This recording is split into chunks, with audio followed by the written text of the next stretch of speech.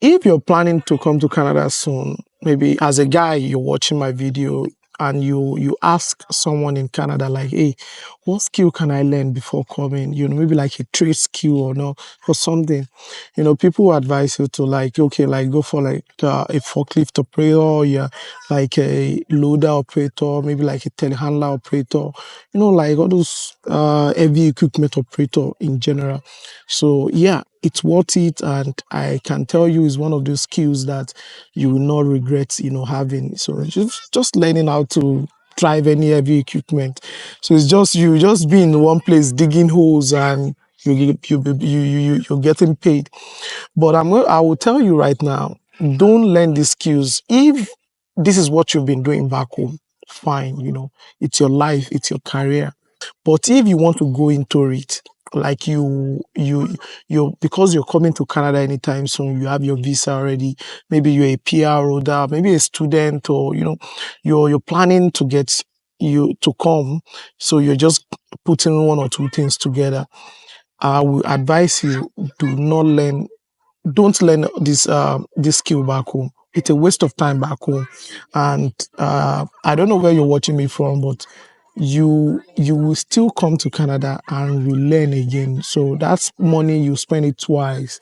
And it's even cheaper. There are some skills that are even cheaper here to learn than back home, because back home they always exaggerate things, like they'll be like, you want to learn these, especially, okay, maybe like you want to learn a loader, or maybe you want to learn something. Oh, you spend like 2 years, pay this money, pay that money, like, and all that. But yeah, it's just a step. So it's just a step, and within a month or two, you already have your certification. And even having the certification back home will not doesn't even guarantee you a job here. So if you learn it back home, you still come here, do another training, get the certification. Like, I'm talking about the beginner training, get the Canadian certification and all. My name is Taiwan. Welcome to my YouTube channel. If this is your first time watching my video, don't forget to click on the like and subscribe button. So I'm in the playground here. So I brought my daughter, to the playground. Just, I was like, now the summer is here and sun is out. Just have to like come outside and enjoy ourselves before we start putting ourselves back indoors. So you're coming to Canada anytime soon. You're planning your move and you want to learn heavy equipment operator. Don't learn it back home. Like, before coming to Canada, I tried to learn some things back home just to advance in some training and all.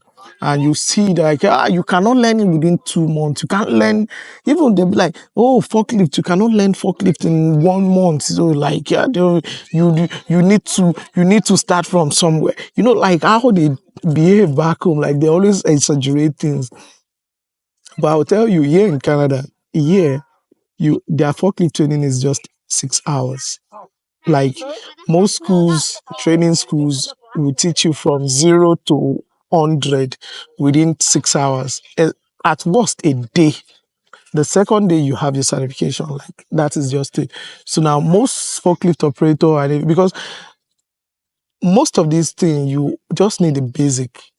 That is how they train people here. Do you know that a truck driver here, if you go to a truck driving school here, in my country, Nigeria, before you can learn truck driving and everything, maybe you spend like a year or 2 years doing apprenticeship for truck driving, blah blah blah, and everything.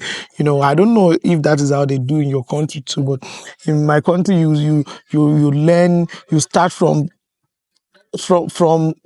helping the masters to pick bag, to pack something, to buy food, to wash their cloth, and also as an apprentice in short. But yeah, you become a truck driver, like a class one trailer, within 3 months, at worst 4 months. But one thing about here is that they will not teach you everything. They will only teach you how to drive truck. So the rest, you learn it at home, because what you only need to learn is just the basic: how to drive truck, the rules and regulation of the road signal, the sign, how to check overweight, overheight, and everything. The rest of the thing, the rest of the training, you learn it at work. Is that company that will employ you, that will now teach you how they do things in their company. It's not the school, try truck driving school. If a truck driver, any truck, anyone that has a class one or that have passed through truck driving schools in Canada is watching this video, you bear me witness that they will only teach you the basic of truck driving. The rest of the training, you learn them at work, because everything is different and every company has their own things and ways and all that. But every company that you got employed into is safety, just train you safety, because safety is paramount here. So no company wants you to have an accident, or no company want to have any incident with their driver or maybe anybody. So let me go back to the heavy equipment operator. The same thing happen if you want to become an heavy equipment operator. Maybe in Nigeria, you still spend like 2 years in training, or maybe a year training, this and that and everything. But yeah, it's just a month or 2 months. So it's just a month, depending on what you'll be driving. It's just a month. Even hill truck driver, like those people that are driving trucks in the mile, so those miling in the mile and all that. So now their training is just 2 months. So they will train you the basic, then you learn the rest at the place of your work. And that is just it.